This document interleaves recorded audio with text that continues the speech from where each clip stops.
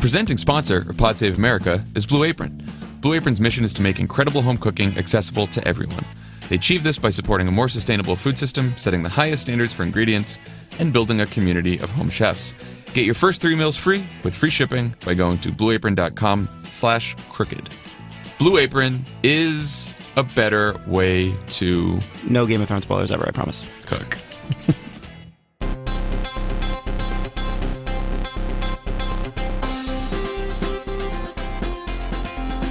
Welcome to Pod Save America. I'm Jon Favreau. I'm Jon Lovett. This is a more muted intro.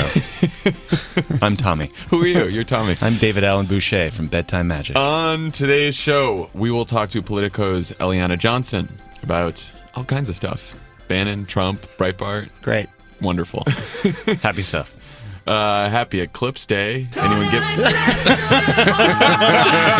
That was a totally spontaneous, totally not planned piece of music. You know... All right, I think we're good. Still funny. I was going to be proud of this podcast for not making eclipse jokes. I've been complaining about them all morning. But there we go. Here we are. Trump missed an opportunity to tell his supporters that Obama was about to blot out the sun, but that he was going to fix it. Okay. We'll workshop it. Tried something. Some people on Twitter will like that. Who cares? Yeah. Anyway, everyone should go listen to Love It or Leave It from Friday. It was the best episode of all time. Oh, really? Well, thank you. It was a good one. It was a really good one. Many people are saying that. People are liking it. Tim Miller's rants, by the way. Tim was awesome. If you guys haven't checked out our goat. The Cuck Zone with Tim Miller. Larry Wilmore was awesome. Langston Kerman was awesome. Gabby Dunn was awesome. It was definitely one of my favorite shows. So if you were letting Love It or Leave It percolate for a while before you checked it out, check it out. Get in there. Check it. And tomorrow, Tuesday, Pod Save the People is out. DeRay's talking to former Obama drug czar Michael Botticelli about opioids and the cast of Crown Heights. And Tommy on Pod Save the World this Wednesday. What do we have? A little preview, maybe? We're going to dig into the ongoing crisis in Venezuela. Super uplifting. Cool. Well, the ads will be fun. What a diversity of topics on the Crooked Media podcast this week. The sun never sets. Okay, let's dive in. It's been about a week since the President of the United States held a press conference where he angrily defended the, quote, very fine people who marched at a rally organized by white supremacists and neo-Nazis.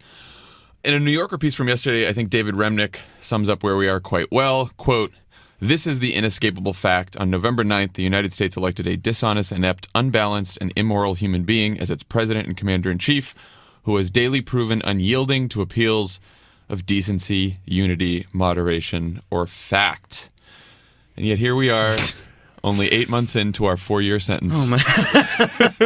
And there's no way out on. I guess there is a way out on good behavior, but good behavior of Paul Ryan. I think where we are today is what happens now, because you could easily see this start turning to, I was saying last week, the next thing, the next crisis. He's got the Afghanistan speech tonight. Congress is going to come back next week. There's a debt ceiling coming toward us. Like, so are we just going to move? We're all going to move past Charlottesville. We're stuck with this guy. What do we do? I want us to talk about what the white people in the White House do, then elected Republicans, and then get to the voters. But let us begin with the White House. Mike Allen of Axios talked to senior White House officials about why... Axios. That's right, Axios. Axios? Sorry, Axios. Axios. Yes, our friend Evan Ryan at Axios told us it's Axios. We're going to do Axios. Talked to senior White House officials... Glad we belabored that. Glad we belabored it. Why supposedly senior, serious, adult, moderate White House staffers like Gary Cohn, Rex Tillerson, Dina Powell, Steve Mnuchin, and others don't quit. He said the most common response was, you have no idea how much crazy stuff we kill. Tommy, do you buy that?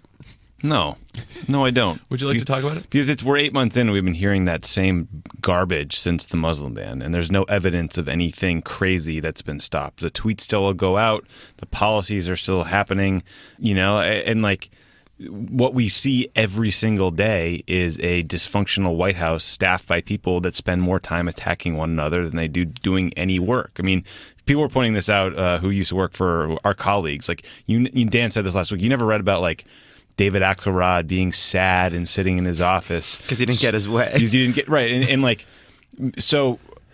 I think it's nonsense. Like I give some space to the national security staff. I want I was gonna McMaster ask there. that. Okay. I want Mattis there. Like there are some things that those people are probably holding together that are very important. But if you're a political advisor in this White House and you're holding out like Gary Cohn because you want an appointment to the Fed, or you think that you need to do a year because that looks good on your resume, you are morally bankrupt. And the way you could help the country and do your duty to the country, because you signed an oath not to Donald Trump, you signed an oath to the country you serve, would be to step outside the office and tell people what you saw. You can go quietly to Paul Ryan. You could talk to McConnell.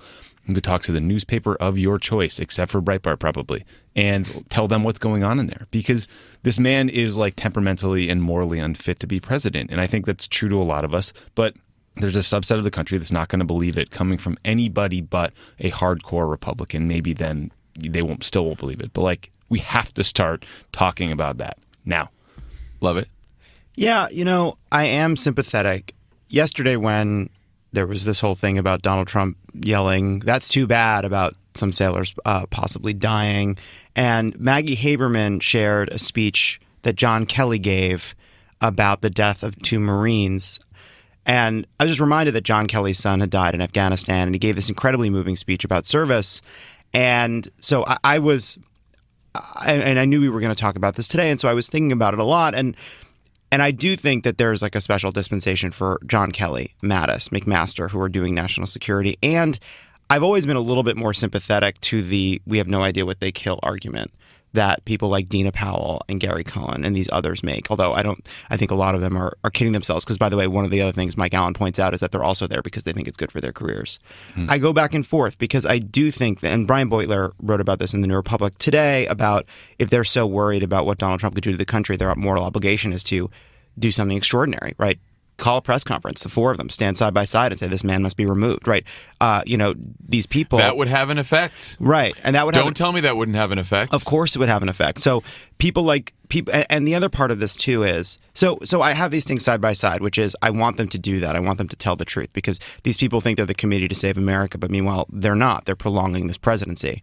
But at the same time, I know that if they were to call that kind of press conference, if the people who are telling Mike Allen privately that this is a disaster and they're saving the country every morning from what Donald Trump would want to do, I know that if they were to go public with that, it would take months for there to be ramifications, if at all. We're relying on other people then to be courageous too. So I am a little bit more sympathetic. The problem I have is these people want they want to have their cake and eat it too.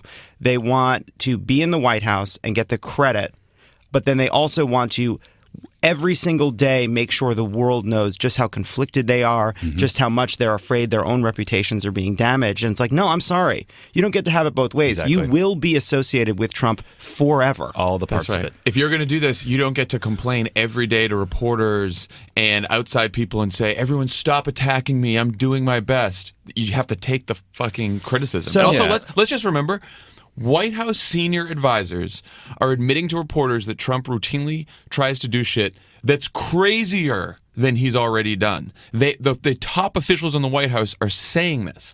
And if this is truly their reasoning, then I expect, as 2020 comes onto the horizon, that Dina Powell and Gary Cohn and all these people quit the administration and go work for a primary opponent if they really want bad stuff to happen, because that's the best avenue to do that in 2020. And listen, we are all, look, it is very clear that a lot of these people are just monitoring what people are saying about them at all times, trying to do their best to protect their own reputations because they're inside this sort of mess. And the thing I was just, hey, Dina Powell, you chose this. You stepped into a big historic moment. And you did it after a campaign in which all of this was very obvious. So very obvious. You walked in the door and you said you wanted to be part of this big moment in history, and now it's asking something of you, and it's not clear that you're up to it, because if you want to stay there and you're saying you're stopping bad things, like, you're not done. You don't get to just leak your feelings to Mike Allen. You're going to have to go in front of the cameras and you have to do the right thing, and time is ticking. That's it.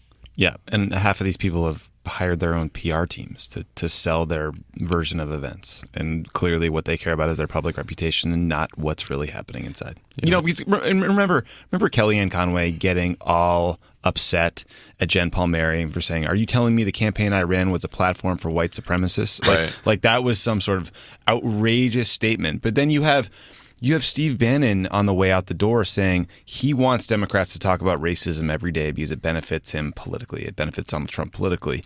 And I think like the obvious way you need to extrapolate that statement is that's not an observation. It's a future he wants to make happen by like sowing racial discontent through his role at the White House or through Breitbart, his disgusting racist zine that he's now back to running. So like, don't tell me that this isn't something that you guys are pushing and wanting to make happen. It clearly is. On the record. For all the talk about Democrats and identity politics, this is now an administration.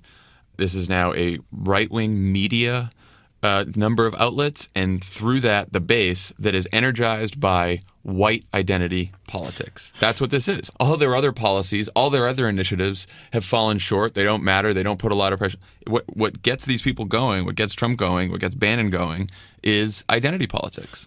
Yeah, I absolutely. And by the way, that's not new. This is something that he's been campaigning on. This is what he did as a real estate person. This is what he did when he was campaigning against the Central Park Five, and it's what he did when he campaigned against Obama and made himself a birther. But the other part of this, I don't know. I want to say one more thing about like these people inside the White House and how they handle this. This is new. Right. No one's ever been asked to serve for Donald Trump as president before. These are all people facing a moral test that they've never anticipated, never thought they'd face. And so I am sympathetic to that. I am sympathetic to the feeling that you have an obligation to prevent some of these things from the inside. And I understand being worried about your own reputation in the process. Like, I am sympathetic to that. So I guess it's just like Charlottesville and what Donald Trump has said, even after John Kelly was supposed to fix things, right? You guys these people that are inside the White House, like, I understand how you got to this point, but leaking to Mike Allen that you're worried is just not enough. That's all I want to say about it. Yeah. Committee to Save America, my ass. All right. Episode title. In a great piece, Dan Balls of the Washington Post says that Republican lawmakers and leaders are caught between disgust over his failure to unequivocally condemn neo-Nazism, a desire to advance a conservative agenda, and fears of rupturing the Trump GOP coalition ahead of 2018 elections. So let's talk about elected Republicans, lawmakers, leaders in the country, go beyond the White House. Tommy, what'd you take away from this piece? I thought it was, Dan Balls is one of the best reporters in the business, so you should always read what he does, especially his step back analysis pieces. I think it was something we probably all sort of intuitively knew, which was that the base of the party is all in with Trump still, despite all that you hear us talk about on this show and all the sort of concerns about Charlottesville and everything else, but that there's leaders who are a little more thoughtful and a little more engaged and a little more sort of cognizant of the norms and standards that a president should meet, that are concerned about him and trying to figure out what to do. And so, I don't know that it's a mind-blowing piece of analysis, but I do think it sort of speaks to the stickiness and the challenge of getting a broader subset of the population to move, because I think those people who are hardcore Trump folks will only listen to Republican voices criticizing him. They will only start to turn if we can get some additional senior, serious Republicans like moving away from him and defecting. Because, a guy wrote an op-ed over the weekend in the New York Times, and he's like some Harvard-educated blogger who decided to write a policy magazine about Donald Trump. Like, oh, that guy left Trump. Well, that guy should have been smart enough to know that he was a racist to begin with when he said a Mexican judge couldn't rule against him because of his race, right? So, like, I could care less what those people think. I do think we need to find some way to break into the closed ecosystem of Fox News and Breitbart and Facebook and however people are getting their information that are not like following this stuff minute to minute. Yeah, it made me realize that a lot of these elected Republicans are sort of, in a way, in terms of their relationship with the base, caught between Trump's megaphone and the Fox Breitbart megaphone. Yeah. And so, like, they don't know what if they wanted to go against Trump, right? Which some of them do, maybe they're going to go against their base, and they can. And so they have also made a fairly cowardly decision in that either A, they're there because they really want to get their tax cuts and they really want to get a repeal of Obamacare and other conservative priorities, or B, they just really want to keep their job in 2018. Yeah, it's political cowardice. Right, a political cowardice. And both of those. Now, the one thing that may change this calculation is Trump failed to repeal Obamacare so far. We have yet to see how the tax reform debate goes. If they don't get their conservative priorities, does it make it more likely that then they go against Trump? Well, that's half the calculus, right? Getting things done for themselves. But Yeah. at the same time, these guys have been stoking this base for 30 years. Yeah. For 30 years, they have been gathering these people in a coliseum and saying, we're gonna get some blood. These lions are gonna kill these Christians. It's gonna be fucking awesome, and you guys are gonna love it, and we're all gonna love it. And these Christians are gonna die in this coliseum. And then all of a sudden, they woke up this morning and they got walked out into the center of the coliseum, and they're like, oh no. I didn't really think it would get this far. So, they're stuck. I mean, they don't know what to say. They have been looking the other way or fully embracing this kind of politics for so long, and now all of a sudden it's like the gimbal's loose and the gun's firing all over, and it's starting to hit them, and they don't know what to do. They just don't know what to do. And they're probably thinking to themselves, Do you think I needed that second analogy? Probably not. I think the more analogies, the better. That's what they say. So, look... Now I lost my train of thought. No, okay. So the question is, what could they do? In a better world here where these people showed courage, what could they do? Could they say, I guess they could censure Trump. They could try to impeach him, but what specifically are you impeaching him over now? They got the guts to name him when they criticize him. Yeah. All So this, there you go. All this Paul cowardly Ryan. tweeting stuff like, racism is bad and all of us should be able to say it. You are Exactly. so feckless and pathetic, Paul Ryan. Yeah, I have to say, Marco Rubio. Marco that- Rubio Remember, did the right thing. We've had this debate before. Who is at the bottom of the barrel, Marco Rubio or Paul Ryan? And it's been answered. The answer is Paul Ryan. The answer is Paul Ryan because he is more interested in tweeting out Marco his dumb, Rubio- fake tax reform bullshit. Marco Rubio has more courage than Paul Ryan. No, hey, Paul Ryan, you have less courage than Marco fucking Rubio. I think the thing that everyone should remember, listeners included, is that we're fundamentally a 50-50 country. So there's unlikely to be a wild swing in polls that looks really satisfying, where Trump is suddenly at 11%, right? Yeah. But the polling over the weekend in places like Michigan and Pennsylvania and Wisconsin shows him well underwater, approval between 34 and 36%.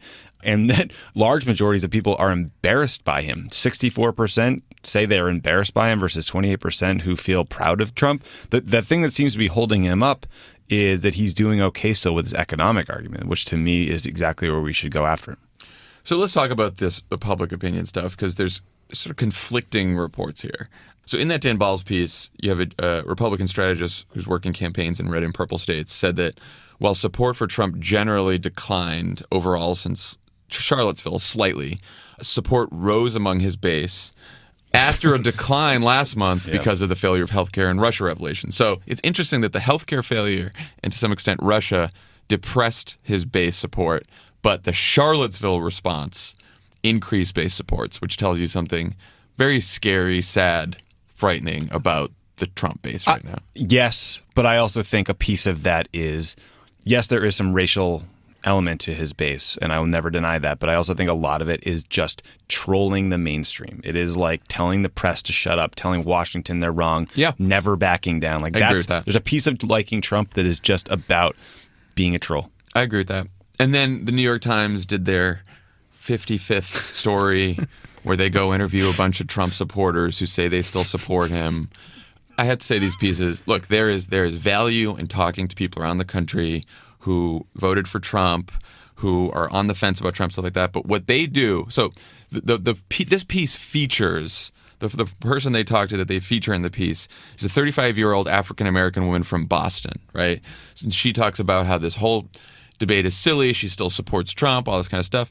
What they don't say is that this woman was a Trump delegate at the Republican convention. Like, you couldn't find someone who wasn't a Trump delegate. Of course, a Trump fucking delegate at the Republican convention is still going to be for Trump. If they're not, that's when we go to what Tommy was just saying, where we're down to 11%, and that's just not going to happen. Yeah. So what is the use of talking to that woman? Also, she's also been profiled so many times because she's an African-American woman from Boston who supports Trump. And so by all of those qualities together, she is an outlier. She is a rare case, not to mention the fact that she's a delegate to Trump. Anyway, I look forward to the article that's about I never supported Trump because he's obviously terrible. Right. And I stand by that position. Part 7. The real problem with these Trump supporters still with Trump pieces and their prevalence everywhere is it makes everyone else think nothing really matters, nothing changes. But then you see the Marist poll that Tommy just cited, right? Like, he is 36, 35, 34% in the 3 states where 72,000 votes, 78,000 votes, whatever it was, made him president of the United States. That's really bad. Yeah, and just to that point, I think that there's this kind of, I don't know, professional cynicism that's been aided by the fact that Donald Trump became president. And so, like, obviously Trump winning was a great reward to the cynics, and fairly so. But these, like, won't matter to whose base, won't matter to these people, none of this matters, you guys are going to lose again, that kind of thing. And it's like, well, guys, it's not a on-off switch. We don't have to win them all. We have to turn a couple dials, right? He has to lose some of the people that were soft. We have to gain some more people who didn't turn out, right? So, like, these changing dynamics do matter, right? Yeah. It's never going to be a night and day difference where all of a sudden he's lost people, but we just have to do a little bit better than we did before. Well, and to that point, some people said about the Marist poll, well, Donald Trump's approval was underwater in those states when he won the presidency. And that's true, but they also tested congressional preference in those states. Democrats are ahead of Republicans by 13 points in Michigan, 10 points in Pennsylvania, and 8 points in Wisconsin. Now, this is a little misleading to just do general congressional preference in these states because it's statewide, right? So that basically tells you that in the governor's races for those states, which are incredibly important, and they all have governors up in 2018, the Democrats are in really good shape. Congressional districts are tougher because they're more gerrymandered. And so if you went congressional district by congressional district, you might not get numbers that good for the Democrats. Right. So that is something to think about. But to your other point about we only need some of these voters, Nate Cohn of the New York Times did a piece a couple days ago where he argues that, the voters who switched from Obama to Trump were decisive, particularly among non-college educated voters and particularly in the states that made Trump president, Michigan, Pennsylvania, Wisconsin, Ohio. The question is, can we win them back? So Nate has basically good news and bad news. Bad news is the big chunk of those Obama-Trump voters who now identify as Republicans, who basically switch their party self-identification, and the ones who voted for Trump because of racial resentment, which was a good chunk, we're probably not getting back. But about 30% of those voters still identify as Democrats.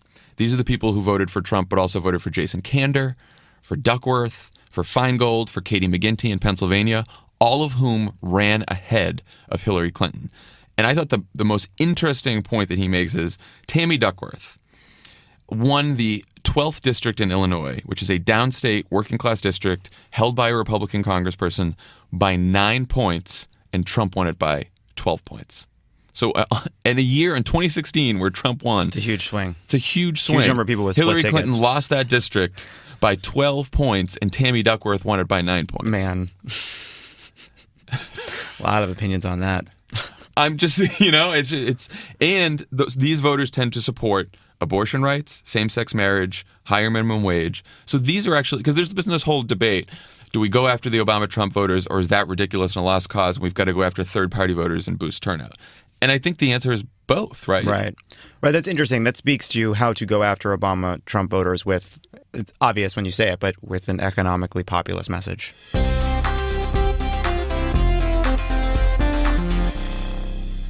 Pod Save America is brought to you by Helix. You're unique. You don't walk like everyone else, talk like everyone else, or sleep like everyone else. So why is your mattresses... Keep it Come on, Helix. One size fits all, because a truly customized mattress will cost you $5,000 to $10,000 until now. I changed bucks, love it. Thank you. 5,000 simoleons. Smackaroos. Go to helixsleep.com, answer a few simple questions, and they'll run a 3D biomechanical model of your body through the proprietary algorithms they developed with the help of the world's leading ergonomics and biomechanics experts. Okay, they can get that, but they have to do, so why is your mattresses? The result, the most comfortable mattress you've ever slept on. Helix customers report a 30% improvement in overall sleep quality, and for couples, they customize each side of the mattress. Great. Wonderful. I'm going to get one, I'm finally pulling the trigger on a Helix mattress because I think because my mattress is bad. So I'm just upgrading. It's going to be part of a journey that we go on. I would prefer you don't elaborate. Well, if you do that, love it. Your mattress is going to arrive at your door in about a week. And shipping is completely free, so you're not going to have to worry about that. I mean, yeah. And that's why everyone from GQ Magazine to Forbes to Pod Save America are all talking about Helix Sleep. You have 100 nights to try it out, and if you don't love it, they'll pick it up for free and give you a full refund, no questions asked. It's important that no questions will be asked. You just sort of ask, just put that mattress outside. Hey, doesn't matter what it looks like. I dare you. Ask me a question about why I'm giving this back. Huh? Go to helixsleep.com/crooked and get $50 off your order. That's helixsleep.com/crooked. helixsleep.com/crooked. Pod Save America is also brought to you by Lyft. Lyft knows that their drivers are what keep them moving, so they do everything they can to make sure their drivers are happy on every trip. It's a simple formula. Happy drivers mean happy passengers. Maybe that's why 9 out of 10 Lyft rides get a perfect 5-star rating. You can earn hundreds of dollars a week plus tips. If you want to earn more money, drive more. It's never been easier to give yourself a raise.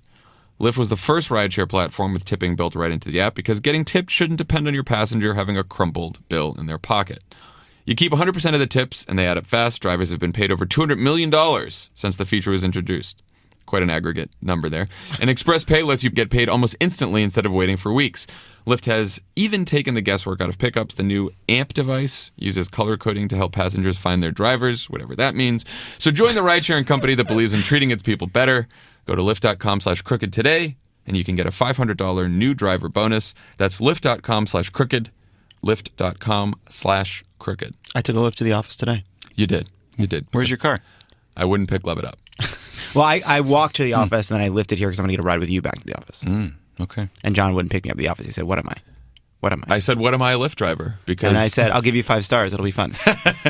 I happily drive him when he lives across the street from me every day. The office was a little way out of the way. You know how fair. John gets in the morning.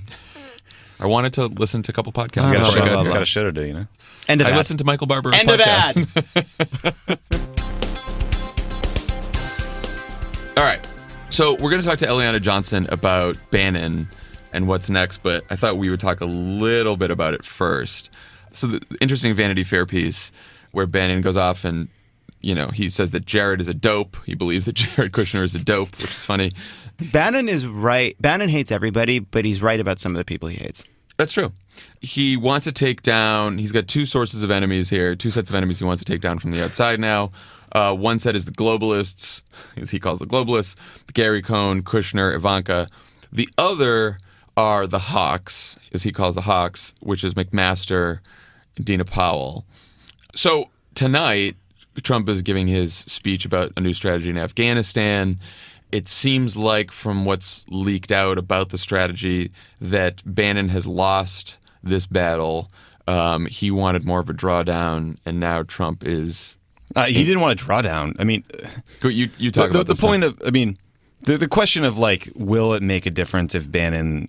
Now that Bannon is gone, I think we don't know. I mean, I think my fundamental take-home is that the problem with this White House is Trump, and nothing will change until he is gone. But there is an old cliche that personnel is policy that has a lot of truth to it, I think, because a lot of stuff doesn't get to the president, and policies get made and implemented in ways that are very important. But this is a unique example. Like, Bannon was an outsized voice in foreign policy in a way that would have gotten us savaged in the Obama White House. Like, David Axelrod went to a couple meetings on Afghanistan, and it was seen as some huge breach of faith with the NSC. Bannon was trying to push to send in no new troops, pull all our guys out, and send in Blackwater to Afghanistan, a paid-for militia force that he wanted to send over there. So that's completely... I think everyone thought that was crazy, but he made an end run to try to get Eric Prince, the head of Blackwater, to come to this national security meeting at Camp David over the weekend. Like, that's the kind of stuff you read about and you think, okay, thank God that guy is out of the building. Is that an idea, like sending private security troops or contractors or whatever they are into a country where at war? Does that have any kind of legitimacy among foreign policy folks, or what is that? There are private security forces that will like provide security to personnel that are in country that need like motorcades and logistical support. But the idea that you would pay a bunch of mercenaries like 3x what we pay U.S. service members to go in and take out Al Qaeda or the Taliban, I think is batshit crazy. Mm. What do you think about the plan that you heard that has leaked for tonight? It sounds like he's going to send another 4,000 troops. I don't think we know yet. I mean, if you think back to when Obama took office, there were 30,000. We surged up to 100,000. We're down to 8,400. So another 3,000 or 4,000. Like, I don't know that that's going to make much of a difference. They're leaking that their goal is to not lose it. It's not to win the war, which is a pretty stark thing to tell Axios, along with everything else they tell them every day. So I don't know. What is the situation on the ground in Afghanistan right now? What does it look like? It's just we are losing ground. I mean, I think 57% of districts in the country are under Afghan government's control as of November 2016, which is a 15% decrease from the previous year. So the challenge is you have the Taliban there that's like sort of an indigenous force that has been a part of the country forever, and it's probably not going to go anywhere. And we tried to, fight them and kill them into negotiating a peaceful solution, but it never happened. And it didn't happen with 100,000 troops. And it doesn't seem like they're creating any of the kind of context you need to provide for that long-term political situation. We've been there 16 years.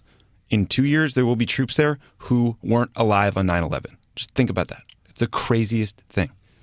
Such a long war. 18 years. The longest war, our longest.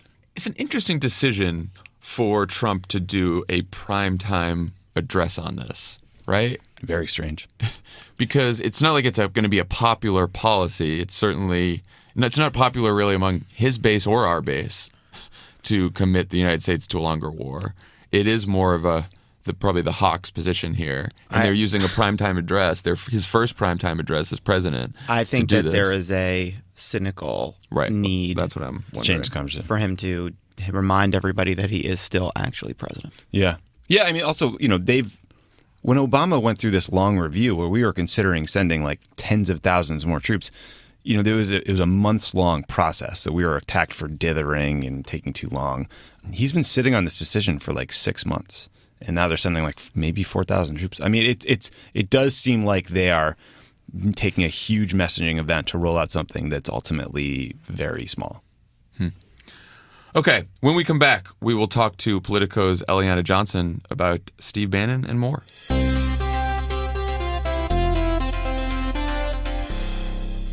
Pod Save America is brought to you by Indochino. Oh, good. Every man looks better in a suit. Indochino is making it easy to get a perfectly tailored suit at an incredible price. You can choose from hundreds of top-quality fabrics and personalize your suit just the way you want it, whether it's for work, a wedding, or another special occasion. Indochino has suited up hundreds of thousands of men, including the 3 men in this podcast Very true. studio. I love that suit. And are now the largest made-to-measure menswear brand in the world. Interesting. Wow. Okay.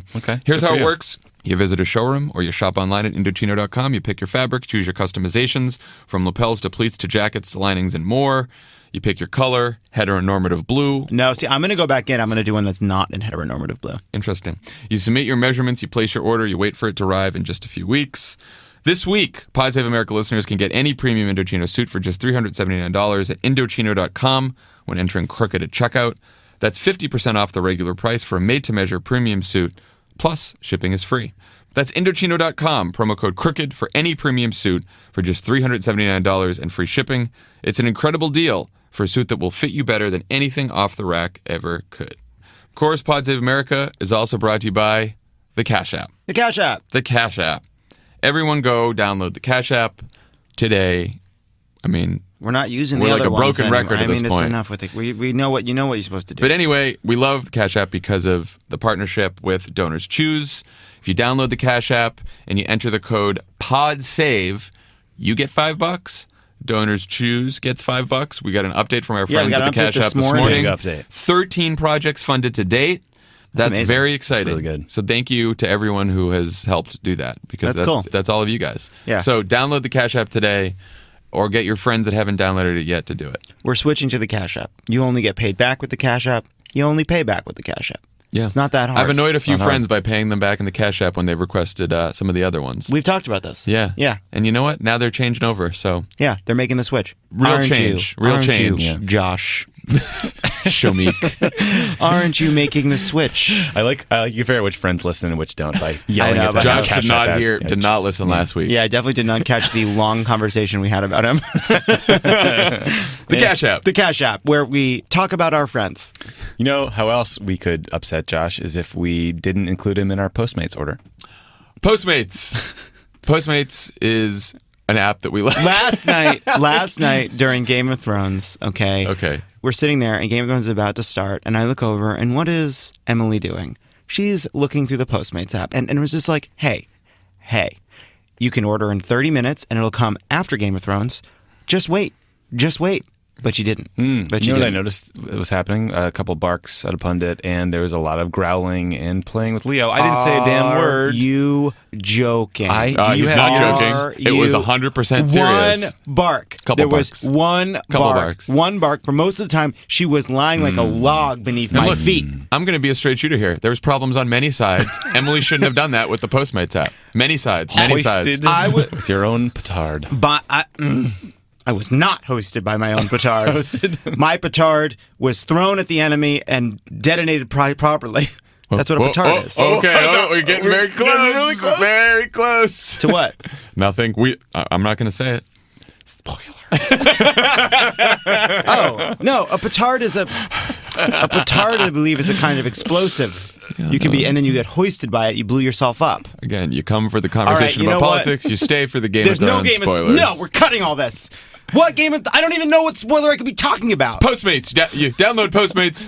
Code Crooked. $100 in There's free no delivery. spoiler. That's ridiculous. I don't even know what Tommy's talking about. You get no Pundit was an spoilers, angel. no she spoilers. sat quietly the whole time. One bark. She's the best behaved dog. Use Postmates. You get $100. Code's Crooked. Pundit's great. We don't do spoilers. I regretted the one that happened, and I apologize during Love It or Leave It. Shut up. There were two. Shut up. There were two that happened. 2 barks? 2 spoilers. 2 spoilers? What are you even talking about? What are you talking about? No, there was no... Guys. Postmates. It's so easy to get in your head. Postmates. I don't think there wasn't. Download Postmates. $100. Use the code Crooked. On the pod today, we have Politico's Eliana Johnson. Eliana, thanks for joining us. Thanks for having me. So let's talk about our friend Steve Bannon. Good friend of yours, I know. Good friend of the pod. Yeah. He'll be launching a pod with us soon. So, did Bannon create the Trump bandwagon, or did he jump on it after the primary? I know this has been a debate, obviously, between Trump and Bannon and some other people, but what are your thoughts on this from your reporting? I think neither, really. But what I do think is that at Breitbart, Bannon identified a group, an audience, and then a group of voters that became Trump voters. And he very effectively turned them into a pretty potent political force. So in the years before Trump launched his campaign in June of 2015, Bannon and Breitbart were launching anti-free trade missives and leading the immigration restrictionist movement, and there was sort of a triangle outside of the Fox News echo chamber that consisted of Breitbart News, Laura Ingram's radio show, and the office of then-Senator Jeff Sessions, and it really created a large audience that turned into a political force, I think, most visibly with the defeat of then House Majority Leader Eric Cantor. And I think that was the moment when Republican lawmakers realized that they had to take these political views seriously, both the anti-free trade sentiment, this protectionist sentiment, and immigration restrictionism. These views had seemed like fringe elements of both, I think, the Republican Party and the Democratic Party constituency, and they were dismissed. I mean, Paul Ryan led immigration reform on the right. Mitch McConnell, I think, broadly favors it or is indifferent to it. But they realized when Cantor was defeated that they really had to take this constituency seriously, and of course, it really reared its head when Trump ran for president and blew all of the other candidates out of the water. So I would say that Trump, having mocked Mitt Romney for being mean, for having a mean attitude towards immigrants, really ran to the front of a parade that Bannon created. Nonetheless, I do think Trump has been consistent in terms of his views on trade.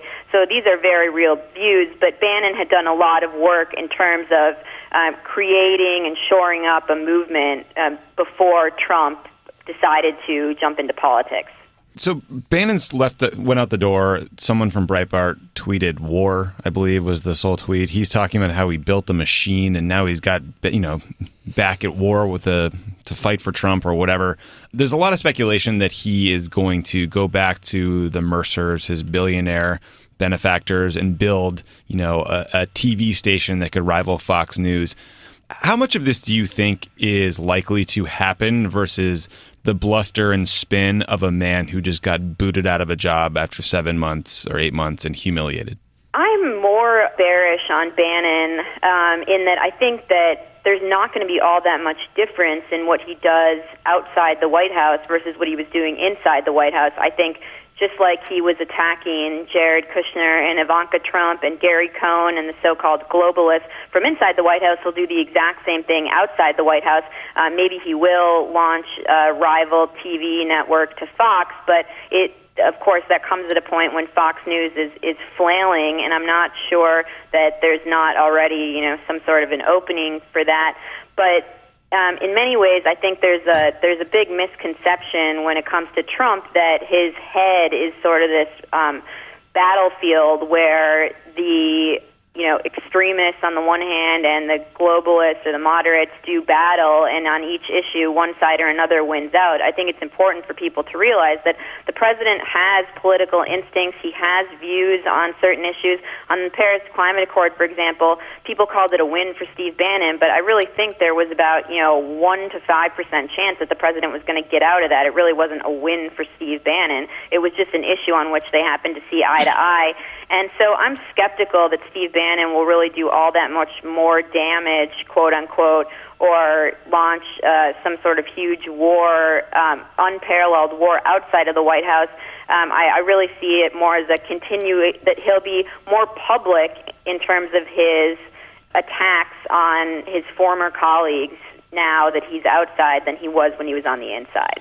So I think there's been a lot of talk about the sort of infighting between the globalists and Bannon, obviously, and it's been cast as the moderates versus the more extreme right, the elements like Stephen Miller and Bannon, who are not, whatever, who's ascendant, who's up, who's down, whatever. But there's also, that feels like a little bit unnuanced in that there's also a divide between Bannon and mainstream Republicans, right? That Bannon takes a more kind of almost democratic line on things like infrastructure. Where do you see that divide playing out between like the Fox News Republicans or the Paul Ryan Republicans and Steve Bannon? Like, how does that daylight play out now?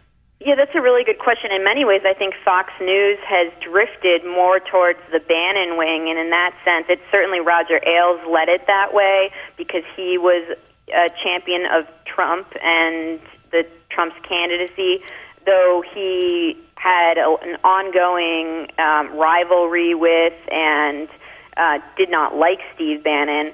But, the mainstream Republican Party, I think the rank and file favor immigration reform. It remains a free trade party. But I think Trump's candidacy, Trump brought many voters, formerly Democratic voters, blue-collar whites really, into the Republican Party who are skeptical of free trade and who care much more, for example, about limiting immigration, building a wall on the southern border, than they do about reforming entitlements. And when you think of Paul Ryan, who really has been the darling of the Republican donor class, he doesn't care about immigration. He's all about, I mean, you guys are probably, I'm sure, familiar with the ad that during the Obama administration portrayed Paul Ryan throwing a granny off a cliff in a wheelchair.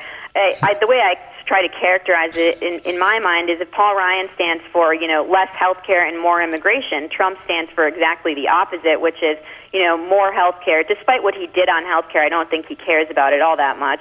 But, more health care, less immigration. He doesn't care about entitlement reform. He campaigned against reforming entitlements, but he cares a whole lot about borders, culture, and so on. So these two things are at odds, and I think that's why there's a tremendous amount of disunity and debate in the party, and the way that I don't think it's clear which way the party will go, though Trump stands atop the party right now, and I think that's why there's so much disunity and debate within the party. I don't think the Democratic Party is united in any way, but I think that is what the Republican Party is grappling with right now.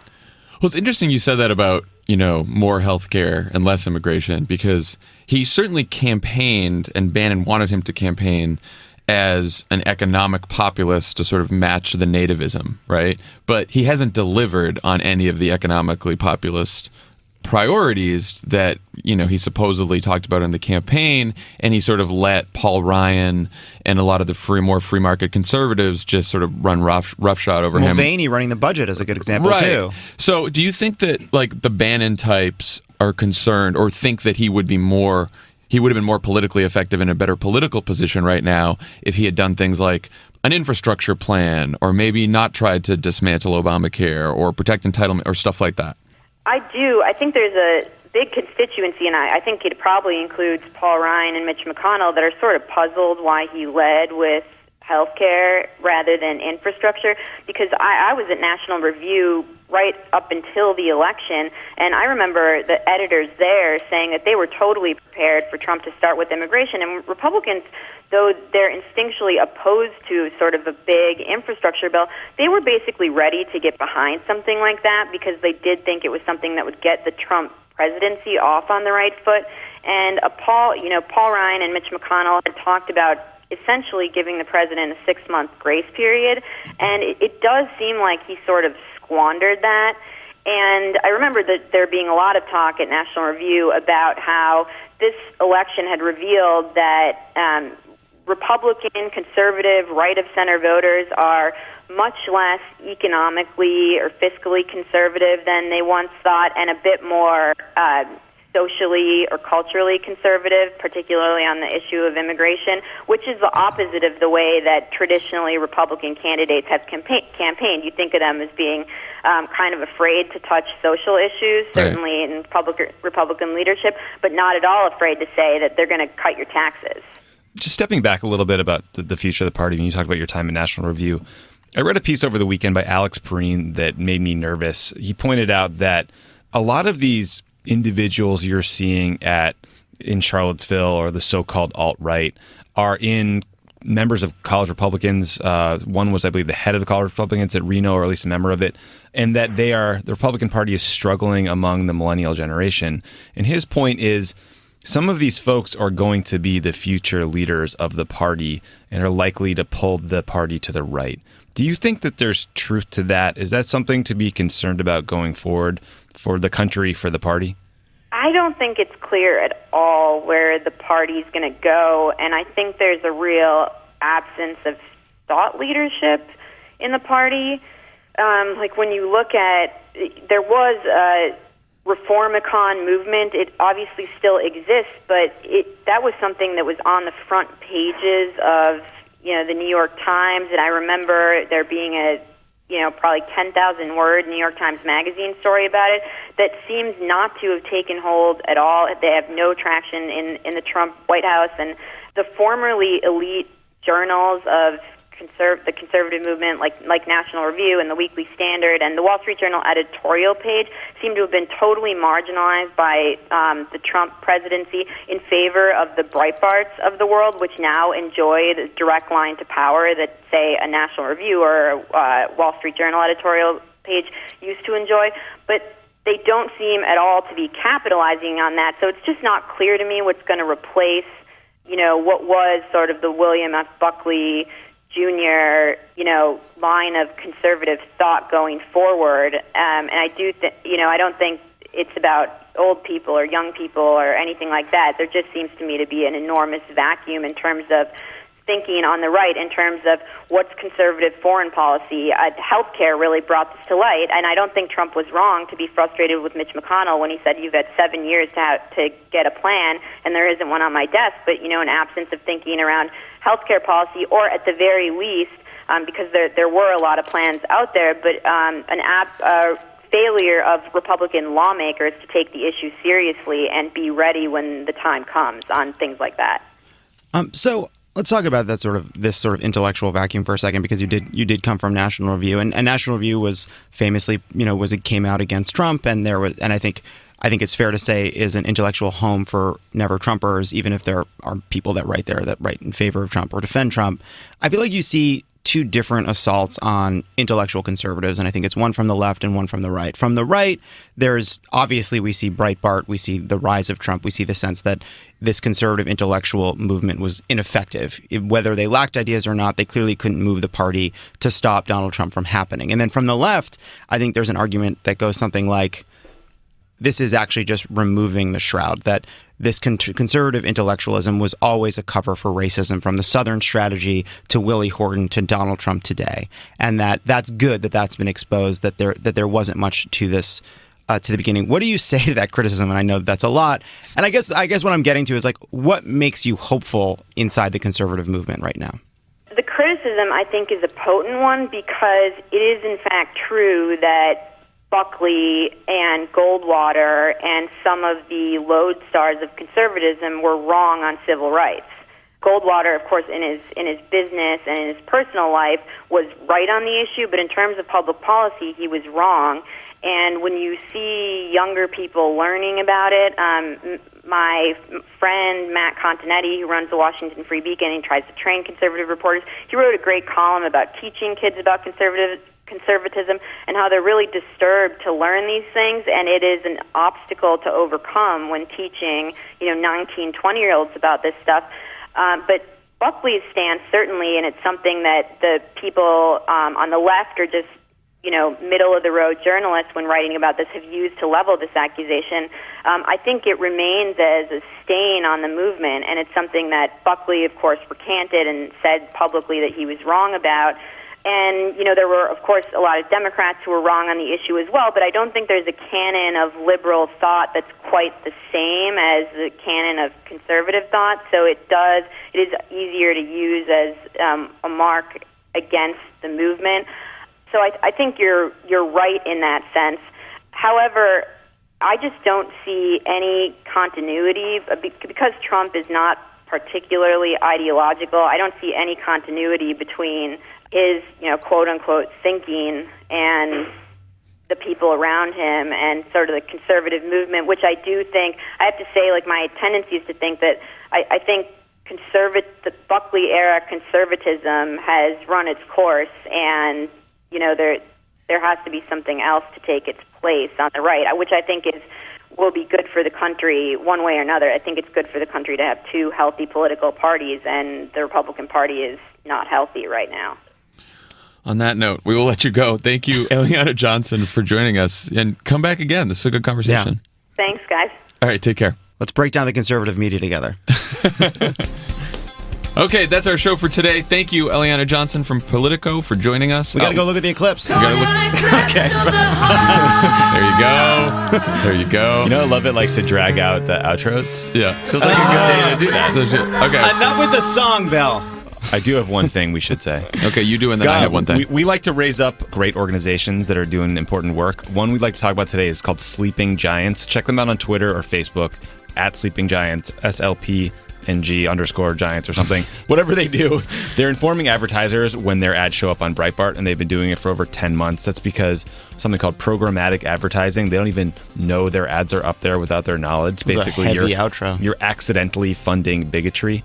So what you can do is follow them on Twitter, and you can take screenshots of companies that are advertising on Breitbart and help share them with those companies. They've gotten 2,500 advertisers to pull their ads from Breitbart since starting this effort. And it's an important group as Steve Bannon goes back into the mothership and decides to double down on peddling hate. Excellent. And one last thing.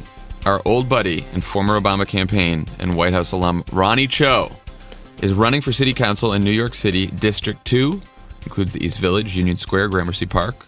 Ronnie started as one of the first Obama field organizers in Iowa. Iowa, baby. With Tommy way back in the day. He was there first, and now he's one of the many Obama alums running for office. So, love Ronnie. Get him, Ronnie. So anyway, the Democratic primary in New York City is 3 weeks away, Tuesday, September 12th. Close race.